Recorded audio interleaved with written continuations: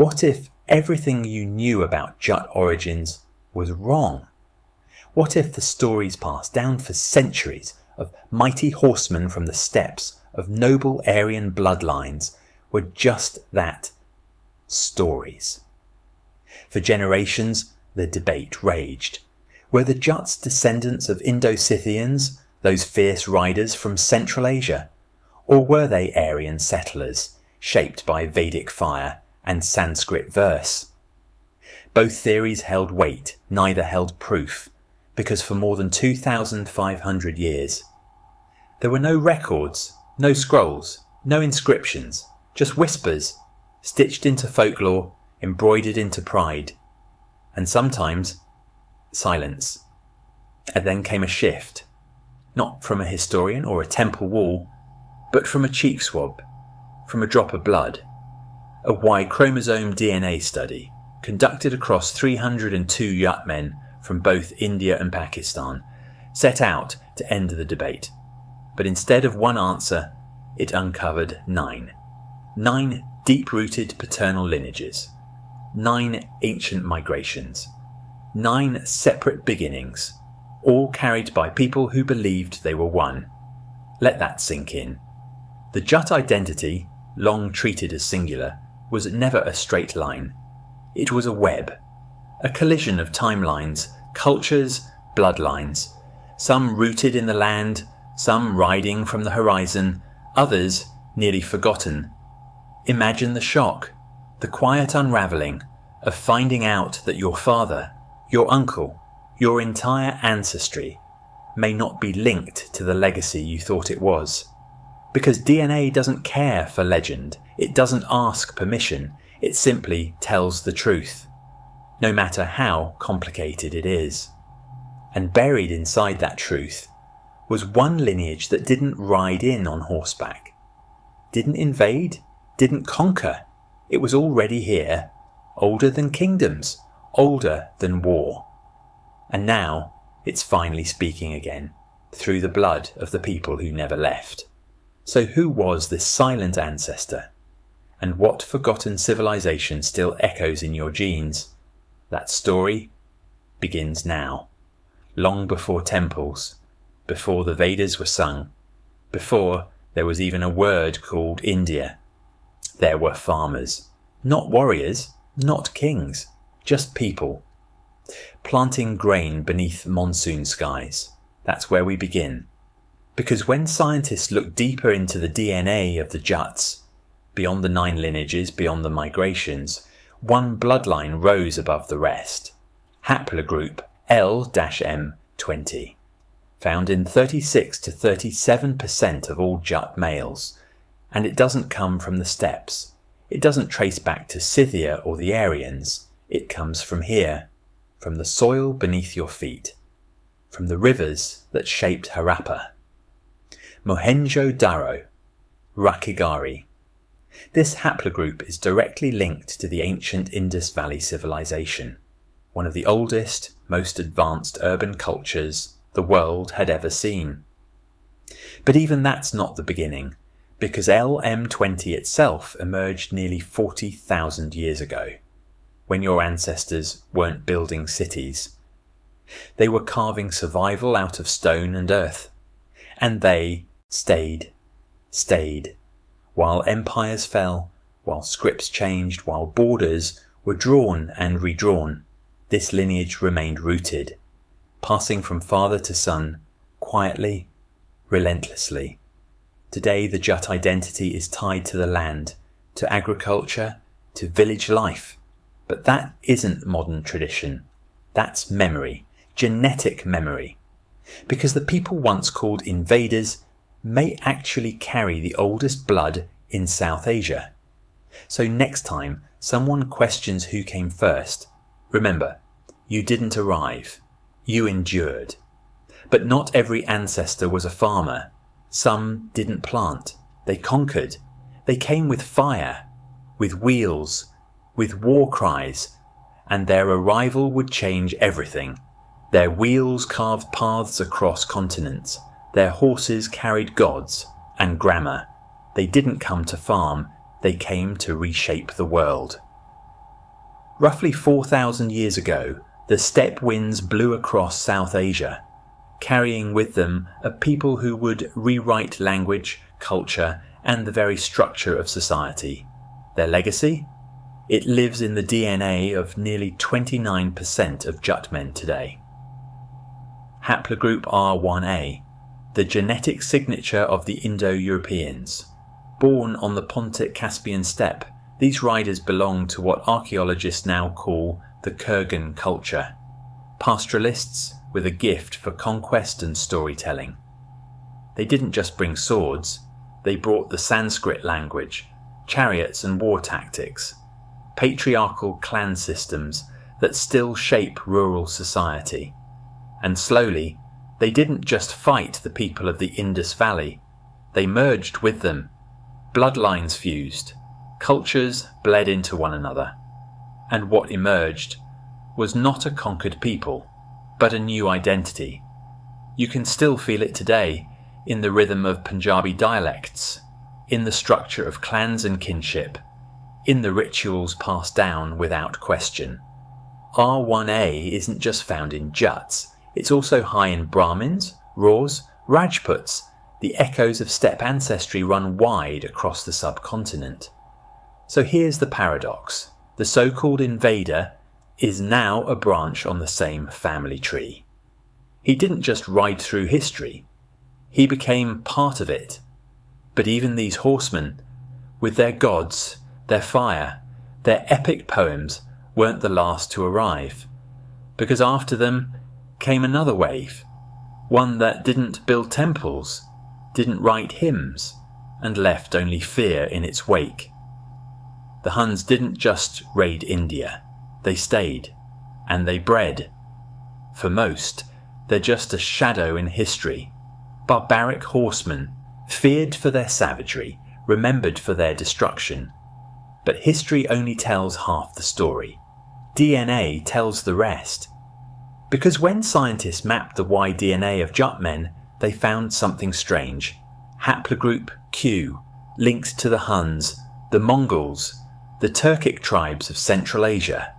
And it wasn't rare, it was everywhere. 15 to 16% of Jutts carry it, making them one of the highest carriers of this haplogroup in South Asia. This wasn't just a raid, this was a genetic earthquake. Around 400 to 600 CE, the Hephthalites, a powerful branch of the Huns, surged into northern India. They left no stone untouched, no empire unshaken. And yet, long after the fires died out, they left something behind. Names like Hun, still a Jut clan. Villages like Hunnic, quiet markers of a forgotten past. They didn't just burn cities, they planted bloodlines. The same people once cursed as destroyers now lie buried beneath Punjabi soil. Their bones are your legacy. And here lies the hardest truth. If the invaders became your ancestors, who does that make you? What does identity mean when your blood remembers what your memory cannot? But not every migration came on horseback. Not all arrivals were violent. Some came gently, in silence, through the women of the land, carrying stories no scroll ever recorded. In every conquest, history records the men, the warriors, the kings, the invaders. But DNA remembers the women. When scientists traced the maternal lines of Jut ancestry, the stories buried in mtDNA, a forgotten chorus began to rise. Some voices were native, ancient haplogroup M tied to South Asia's earliest women, but nearly half were foreign. Haplogroups H, T, K, W, U, carried by women from West Eurasia, from lands that once felt impossibly far, from people who didn't conquer, but stayed. These were not just the spoils of war, these were mothers, wives, partners in forgotten unions. Because the story of ancestry isn't just forged in battle, it's shaped in silence, in marriage, in migration, in the quiet passing of life, from womb to womb. For too long, the maternal legacy was ignored. hidden behind patriarchal naming systems and historical blind spots. But now we see it. Jut women carry lineages that whisper of trade along the Silk Road, of wandering clans, of distant brides brought across deserts and rivers, never to return. And when we listen closely, the picture of identity becomes more complete, more tangled, more true. Because even as men fought, some women wove, stitching together the genetic threads of cultures we thought were separate. And one of those threads, one maternal line in particular, didn't settle. She kept walking, across forests, over borders, through time. Her journey didn't end in Punjab. It continued west, into a story that unfolds in places no Jut ever lived, but where their DNA still breathes. Some Jut DNA appears in Europe, 3,000 miles from Punjab. Not in royal tombs, not in temples, but in the blood of men who live in the forgotten margins of Europe, in the alleyways of Slovakia, Hungary and Spain. They are known today as the Roma, or gypsies, a people without land, without temples, without origin, until now. When geneticists tested the Y-DNA of Roma men in Eastern Europe, they found something unexpected. Haplogroups H and L, the same markers found in Jut males back in Punjab, a mirror image, split by 1,000 years and 1,000 stories. Because around 1,000 years ago, a group left India, likely from the northwest, and kept walking west, escaping war, searching for trade. We may never know why, but the DNA tells us where they came from, and it ties them to you. It's a strange irony. The Juts, landowners, farmers, rooted to village and soil. The Roma, wanderers, landless, rejected. And yet they are kin. One stayed, one scattered, both survived, and in their blood, hidden beneath centuries of caste, continent and caste again, lives a shared ancestor, neither side remembered. What does it mean when the very people you were taught to see as other carry your father's name in their veins? It means the borders lie, the blood doesn't. But as strange as this connection is, there are even deeper anomalies. Because when scientists went further, they found lineages in Jut DNA that show up in places no one can explain and shouldn't be there at all. What if one of your ancestors was never supposed to be in India? No invasion, no kingdom, no story in the textbooks. And yet, there he is, in your blood, hidden beneath the dominant lineages. Researchers discovered something unusual in Jut DNA. Haplogroups that don't belong, at least not according to any migration map. I'm mostly found in Europe. E, with deep African roots. T, traced to the ancient Middle East. They appear rarely. Just a flicker. A ghost at the edge of the genetic data. But they're real. How did they get here? Some point to ancient trade routes, merchants who travelled from Rome, Arabia or North Africa. Others suggest Sarmatian soldiers, mercenaries who served in foreign armies and vanished into the landscape. Maybe Arab sea traders left more than spices behind.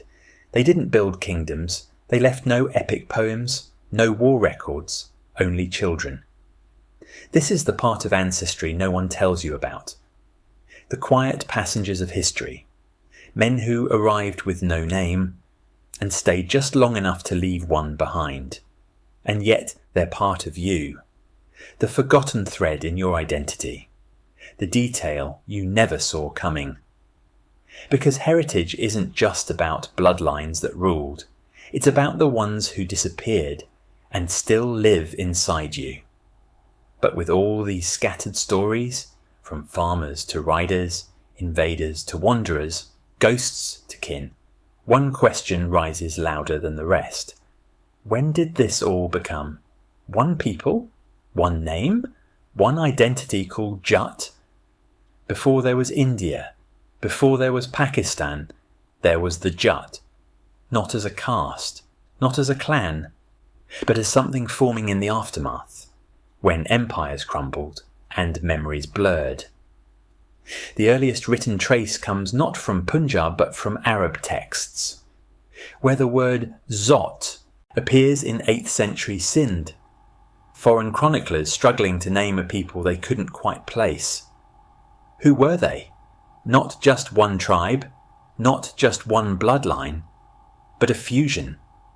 The collapsed sons of Harappan farmers, the riders of Aryan tongues, the remnants of Hunnic waves, and whispers of wanderers from lands too distant to map. Somewhere between the fall of the Indus cities and the rise of Islamic rule, the Jutt began to take shape, not in palaces, but in fields, in irrigation canals and cattle sheds, in land records, kinship rituals, and whispered codes of honour. They weren't born from conquest, they were born from survival.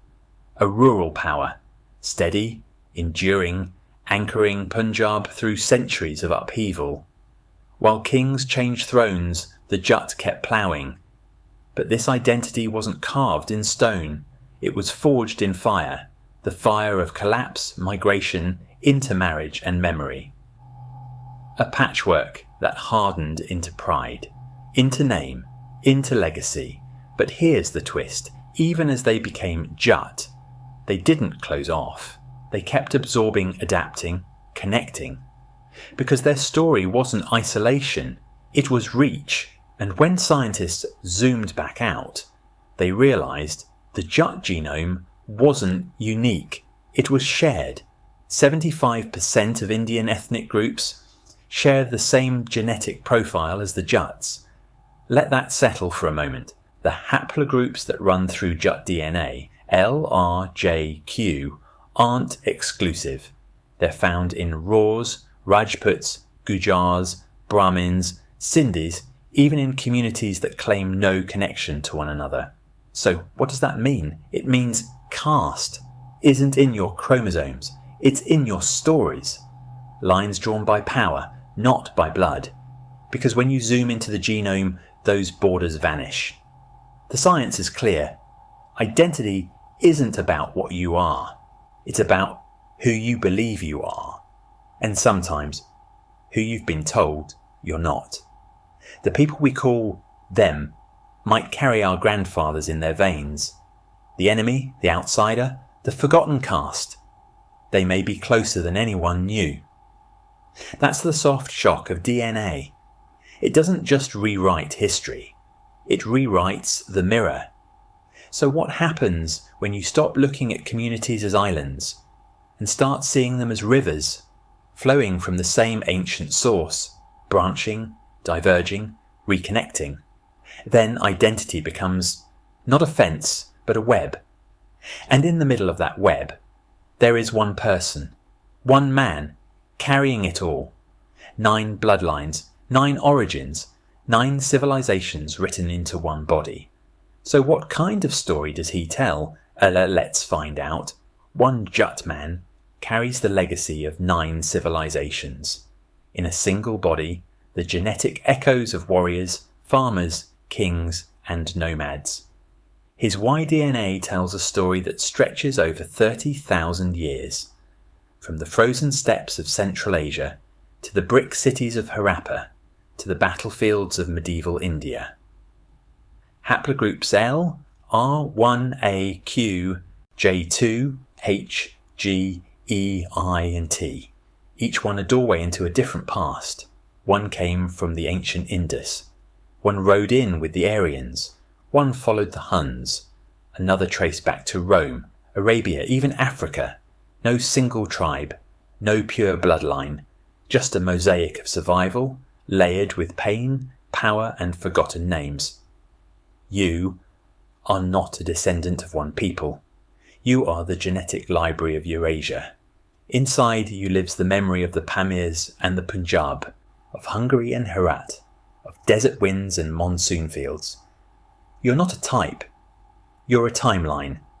A walking record of every arrival, every loss, every union that history tried to erase. And this is the part that stings. After everything we've found, the 9 lineages, the ancient mothers, the wandering kin, we still haven't reached the true beginning. Because the real origin, the first breath of this bloodline, isn't in DNA databases yet. It's still underground, still waiting to speak. And it's older than we ever imagined.